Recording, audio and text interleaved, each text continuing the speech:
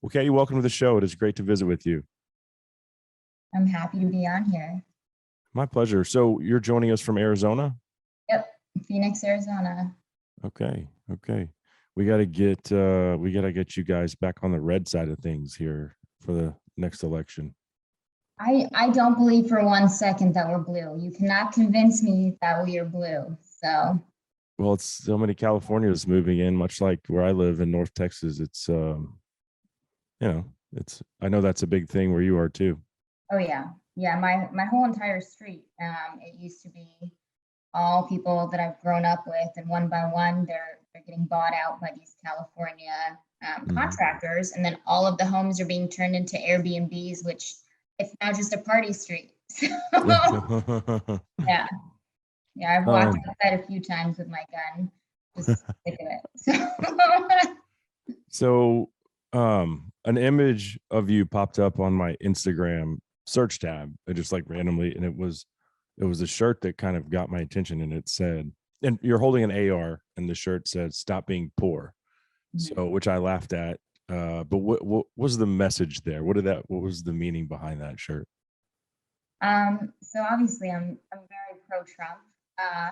And I'm not as involved in politics as I used to be, but every time I kind of turn on my TV and just glance at what's going on and see the little redhead telling everybody it's a good inflation, it's good that the gas prices are going up. I just feel like they're telling us, like middle class Americans who work our asses off, just stop being so broke and it wouldn't be an issue.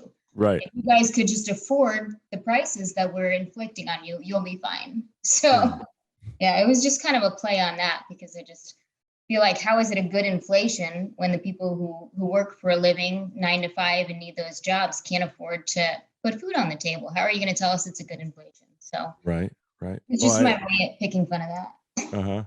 Or the I think Biden and Peppermint Patty have both said, well, just go buy yourself a Tesla, if gas prices are too much. Okay, so everyone just has $50,000 to go buy a freaking Tesla. I mean, give me a break. Yeah, I don't know. So anyway, I saw that picture, and then I looked at your profile, and it says that you are very tall. You're a tall person. 4'11". Yeah. But no, what caught my attention was that you're a vegan. So how long have you been a vegan? I go back and forth between vegan and vegetarian. I'd say since I was about 14. So okay. Yeah, I go back and forth between the two. So that's why I was like, well, there's an interesting conversation to have here, because most vegans are on the opposite side of the political spectrum. So this seems like it's been a lifelong, thing for you. What was the reasoning behind that? I'm just such a huge animal lover.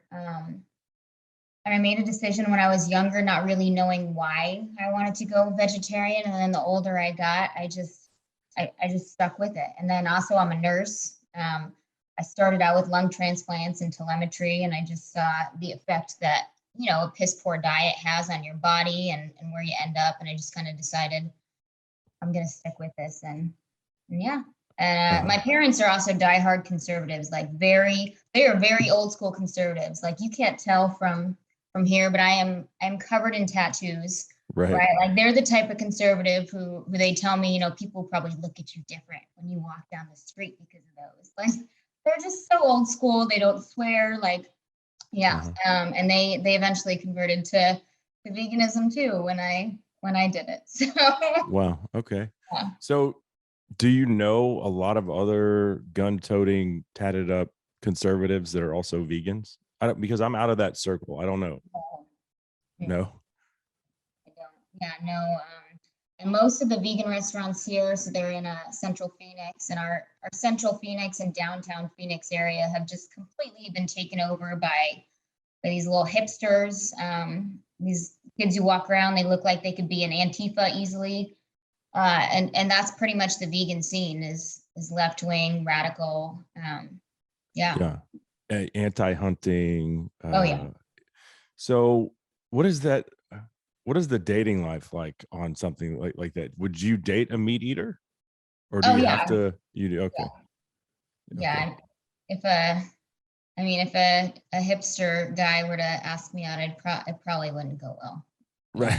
After that. So But you never wake up dreaming of like a medium rare steak or backstrap.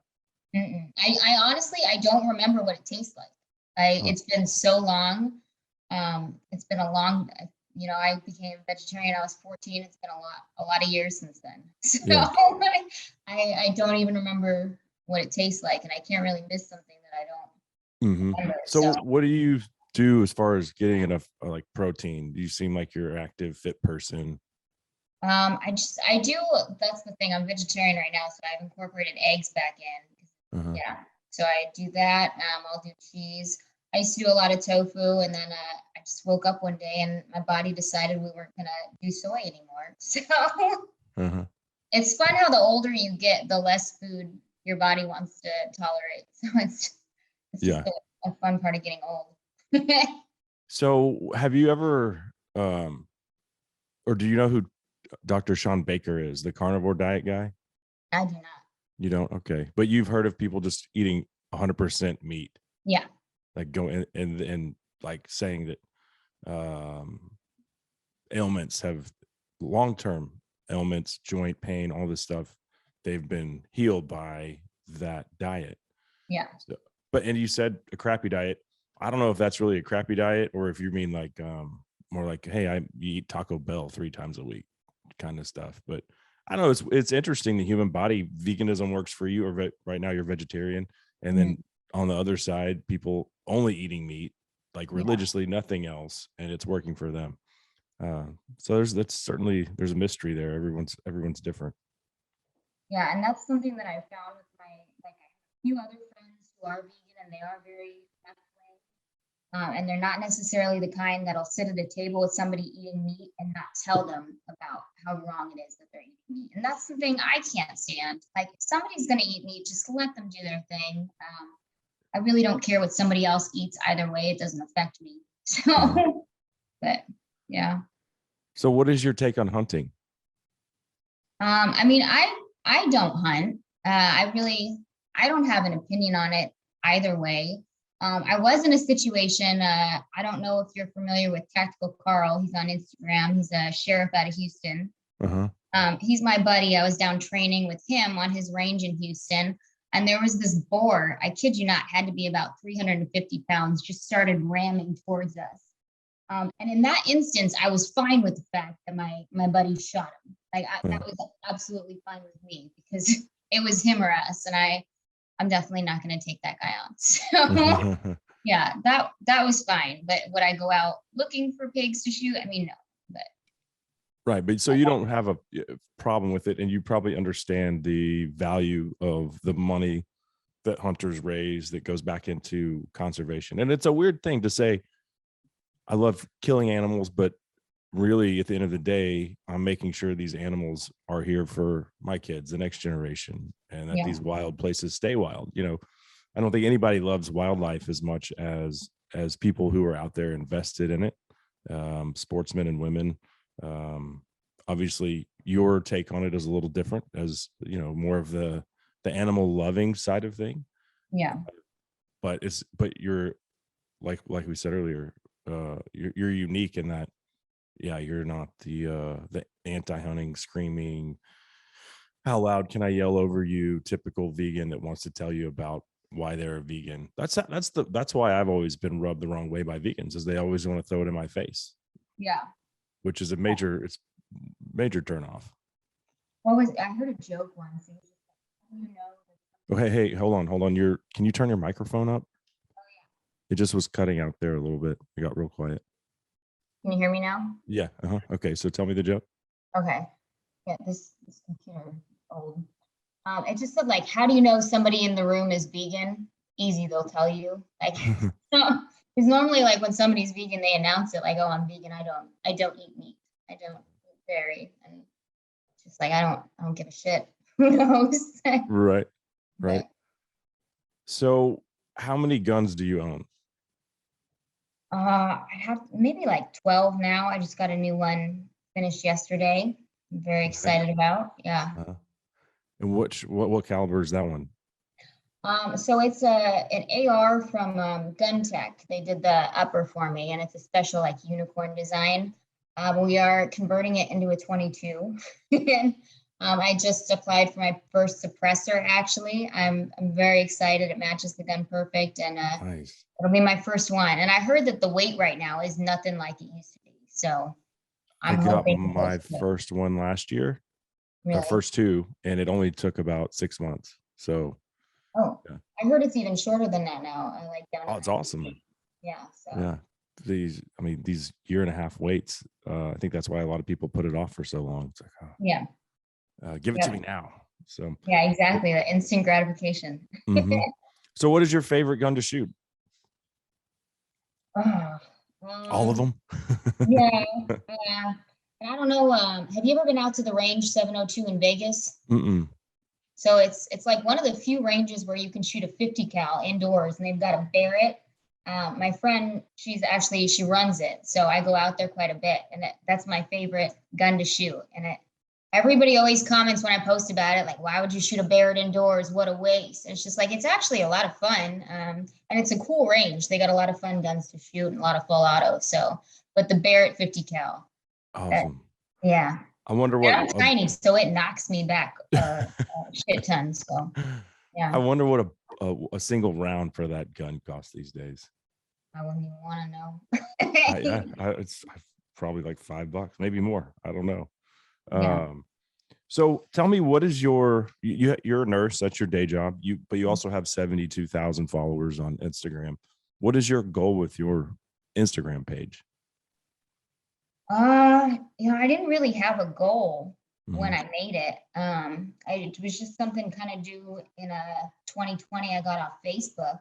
Um, People were kind of grossing me out on there with all their opinions and they're yelling back and forth through their keyboards. So I just kind of got on Instagram and started posting about guns, and things have just kind of gone upwards from there. But I have connected because I also put in my bio, I'm a domestic violence survivor.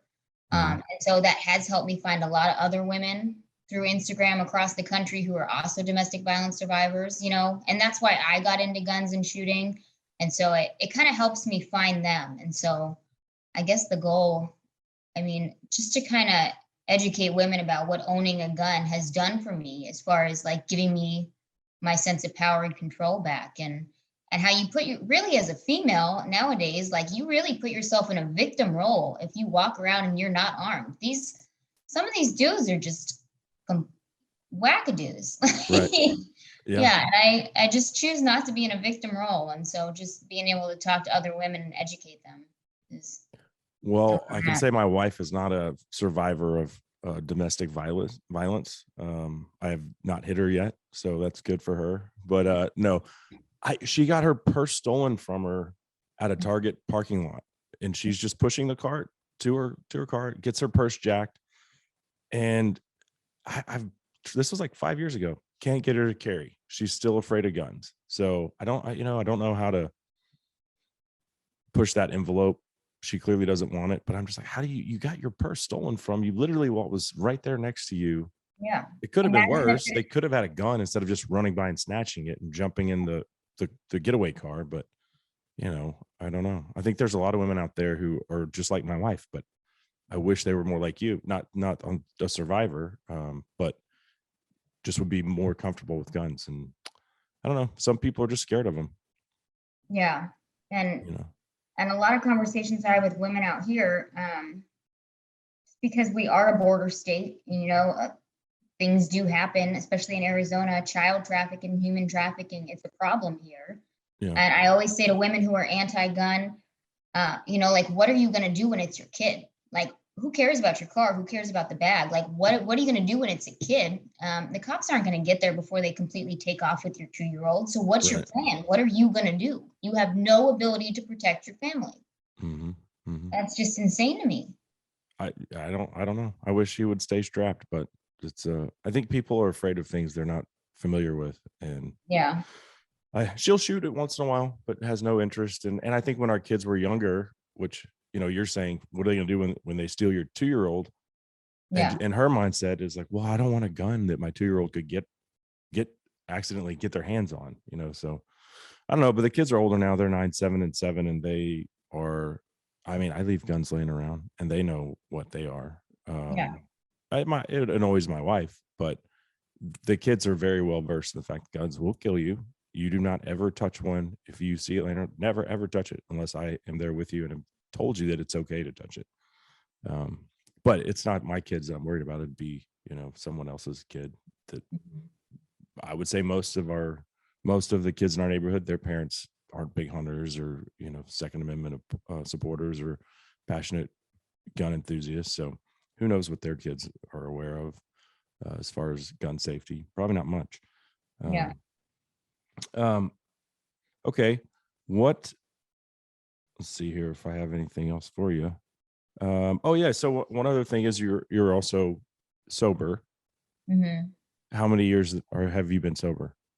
I just had 5 years. So Awesome. yeah. That's Yeah. awesome. It was literally like 2 weeks ago. So Congratulations. thank you. That was Yeah. cool. So you're living a very clean lifestyle. Uh, I mean, I order nachos at least a couple times a week, but for the most part, yeah. Uh-huh. Okay. Yeah, Well, yeah. Well, anyway, I certainly enjoyed visiting with you and just wanted to get your perspective. Like I said, don't know a lot of really diehard gun enthusiasts who are also at the same time vegan. But congratulations on the eggs. That's thank that's you. a I appreciate that. yeah. Yeah. So tell us your Instagram page if people want to give you a follow, because I think it's fascinating. Oh, thank you. It's BB Brat 111.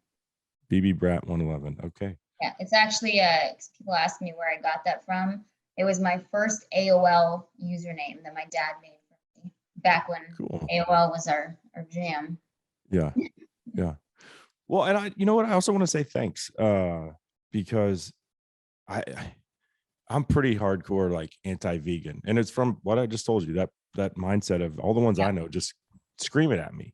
Hmm. So you're kind of like bridging that gap and opening my eyes up a little bit as far as, hey, I don't know a lot of gun owning vegans, but here's one. So that's a start. And I appreciate your time and the conversation and how honest you are about everything in your life. So thank you for that.